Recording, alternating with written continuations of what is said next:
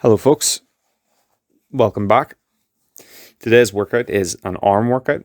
Again, I know this is a small muscle group. May seem a little excessive to have a 15-minute video dedicated to building arm muscles, but this is our first part of our hypertrophy series. Hypertrophy is the scientific word for developing or building muscle tissue.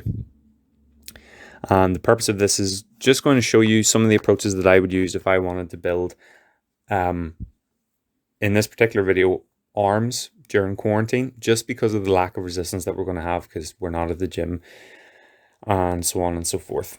Over the coming weeks, as I've said, there'll be more videos. These will all be with the aim of building muscle, hypertrophy, and they will target select muscle groups. I thought I would start with this one because I've seen a lot of people have limited equipment, but the one thing they normally do have is a small resistance band. And by small, I mean it doesn't have a lot of resistance. So hence why I decided I'd maybe get the most out of this video first. I'll explain more about the different techniques later in the video, but as you've been seeing, I've sort of been cruising through a few different bicep variations. The first one I did, I was seated, and the resistance was coming on my feet, and that essentially allowed me to put my elbows in front of me. And because of the position of my elbow, the bicep was in a shortened state. Now that just means that the bicep will be smallest and possibly less lengthened if the elbow is in front of you. This will work if the arm is overhead, but for the purpose of this, we're doing it in front of us. It is the hardest variation to do just because of the angle the bicep is at, so that's why we're doing it first as well, to fatigue the bicep with as little resistance as possible in the most difficult position. From there, we move into just a regular standing bicep curl with the band. That allows us to hit the bicep in a mid-range in terms of its length and position. We get 12 to 15 reps there, which wouldn't have been as hard if we hadn't done the 12 to 15 of the shortened position first. And then lastly, to finish the biceps off, we put a foot behind us and the band underneath it. And what that allows us to do is to work the bicep in its lengthened state, which can take the most weight. We can lift the most resistance. We can push against the most resistance in that state. Had we done it first, we could have maybe done 30 or 40 reps, but because it was at the end, it takes a lot less work because it's already fatigued. And that's the purpose of this. We're working it through its range of motion and getting the most out of each position. So even though we have a less resistance, we can still tax the muscle enough to stimulate growth and to push on that hypertrophy. This is also carrying through for the triceps. You'll see that we're switching through 2 or 3 variations here as well. Again, manipulating the length that the muscle is being worked in to do the same thing. Again, some of these exercises with the same band, if you were to do them separately, if you were to do what's called straight sets, you could probably use 4 times the resistance and probably do twice as many reps. But because we're working them in their weakest state, which is that shortest state at the start, you're fatiguing the muscle fibers. You're making it harder to go on to the next exercise, which would be, like I said, easier if it was just done separately. Now, the tricep has 3 heads. Each one of these exercises hits a separate head of the tricep a little bit more.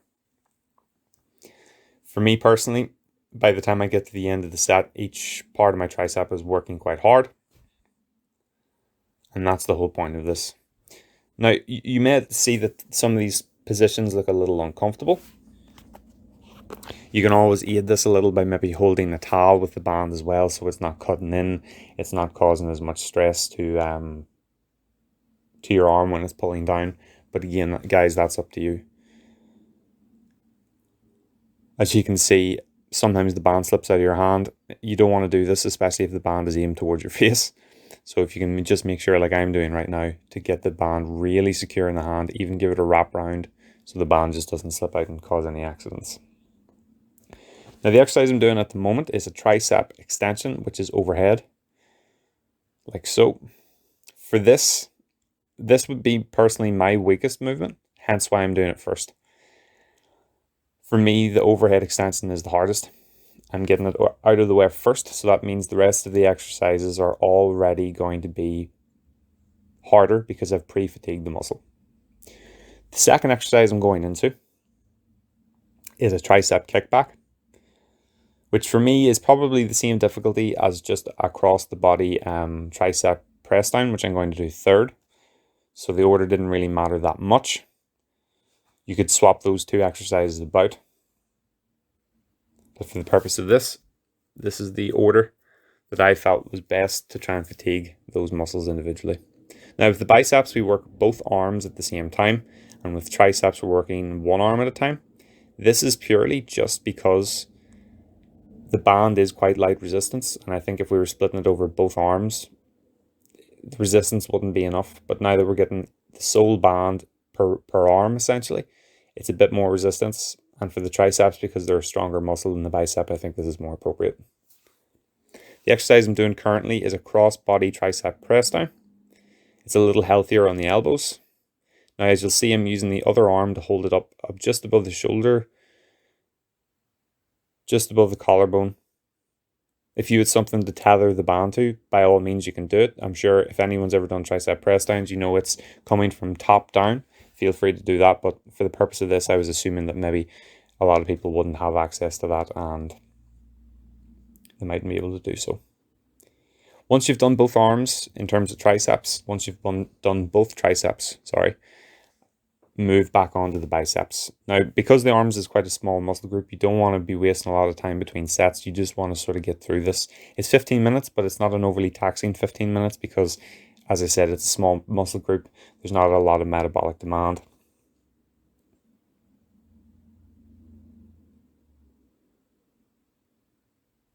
The bands can cut into your hand a little.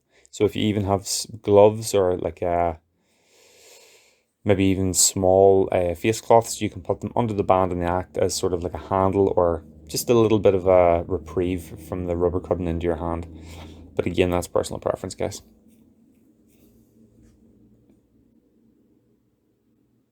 Just letting you see there from the side very briefly that you're keeping the elbow tucked to the side, keeping it sort of in line with the body.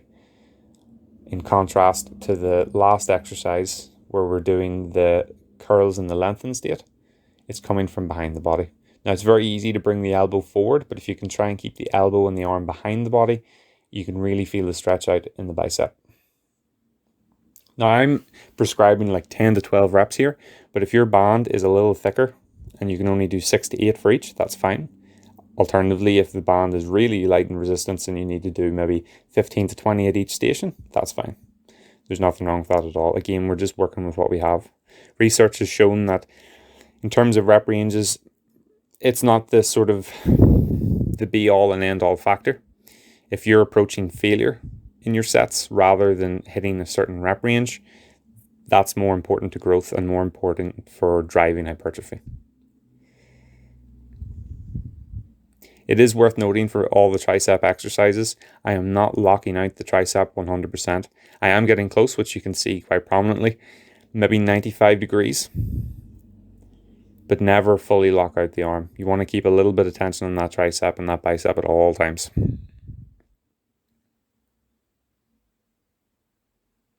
Now again, for these tricep kickbacks that you're seeing at the moment, if you had something to tether them on, like a low pulley,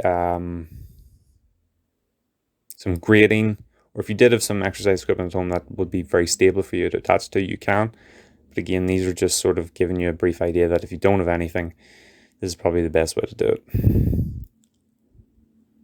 I showed you there very briefly, you can do the press downs with the band behind the neck. If you're wearing a t-shirt, this can cut in quite heavily. If you're wearing a polo shirt, maybe not as much. The option where you sort of pin it behind your head with the opposite arm is going to be the easiest and the kindest option to the skin around your neck, I think.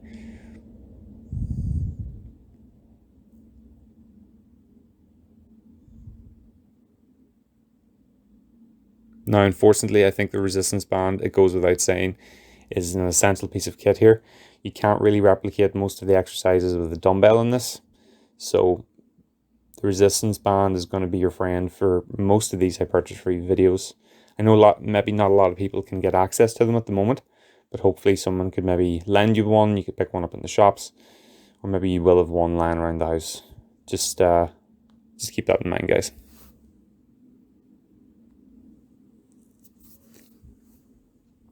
Very important when you're doing the overhead tricep extensions, try not to overextend the back. Try and just stand normally. and get that shoulder up towards the head. If anyone's ever stretched out their triceps before, it's pretty similar to that. You're just adding in that little extension at the top. We don't want to overarch the lower back or the upper back in that case. So just be aware of that. One of the tips that I find best to avoid this is if standing is causing a little bit too much difficulty, what you can do is maybe sit down while you do it. Tether it to the back of your foot, sit in a chair and reach up. It just allows you to keep out of that hyperextension of the back, especially if there's any lower back issues there as well.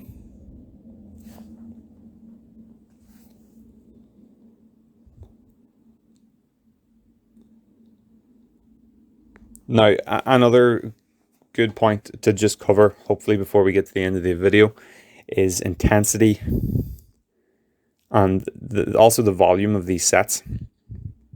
You are doing a lot of reps and you are fatiguing the muscle in 3 different states. You could typically look at doing each arm through the 3 exercises as 1 set, but it is still 3 sets. We don't want to be doing this all day, especially if the resistance is quite low in the band. It's tempting to do so. What I would recommend is just trying to really push the intensity on those sets. If you get to 12 reps and it doesn't feel like you're near enough to failure, just keep going. The good thing about this is, yes, high reps can build endurance. Because we're taking the tricep through the 3 states, it's going to be enough stimuli to really push for that growth. So instead of doing maybe 4 or 5 rounds of each exercise and going for less reps, just really try and put the intensity and the work in on those sets when you're doing them at the start, and maybe 2 to 3 sets will be enough. I've done this to the point with the same band, going for higher reps. 2 sets is enough, as long as you're going close enough to failure in each set. Now that applies to the triceps and the biceps in these exercises. It doesn't make much difference in terms of anatomical selection. Each muscle is going to be the same. It'd be much more valuable to do more reps and go closer to failure on each of the exercises. So you only have to do the exercises maybe 2 or 3 times rather than stopping at the prescribed 12 to 15 rep range and doing 4 or 5 sets. Because again, that's just taking up time that maybe a lot of people don't have.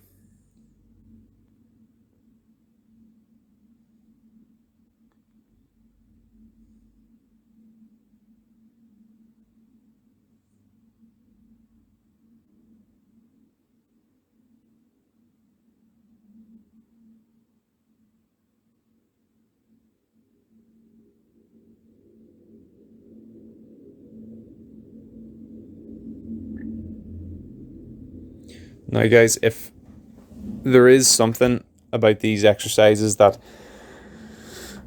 makes them feel quite easy, you can get through your round and not feel overly taxed, I would suggest maybe reorganizing the order. For example, I said earlier that the overhead extension would be my weakest exercise. I'm not that great at it.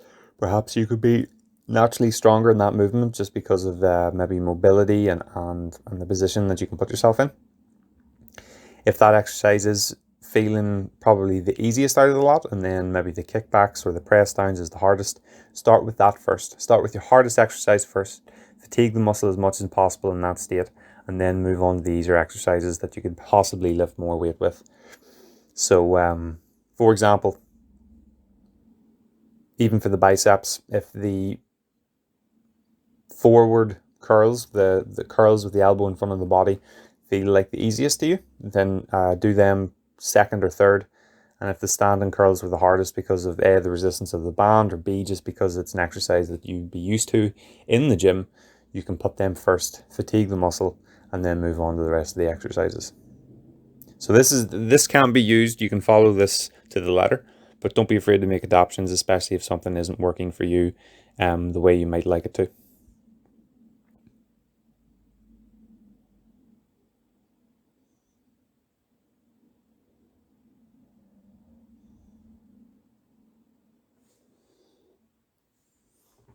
Now, in terms of cool down for this, because again it is a small muscle group, it's not going to be absolutely vital. Stretching the biceps out can be quite hard as well, but please stretch your triceps. The overhead tricep stretch is the perfect one. It looks a little bit like the overhead extension, but you're just pressing down on the arm. Try to stretch out the tricep as much as possible. The bicep stretch, even if you just hold the band in that standing curl position and don't curl the band up, that'll stretch out the bicep and the forearm. Hopefully this has been helpful, guys. Hopefully it's been useful. Again, if there's any queries with it, hopefully I can address it in later videos. Hopefully this is a good taster of the rest of the hypertrophy series that's to come. Thanks again.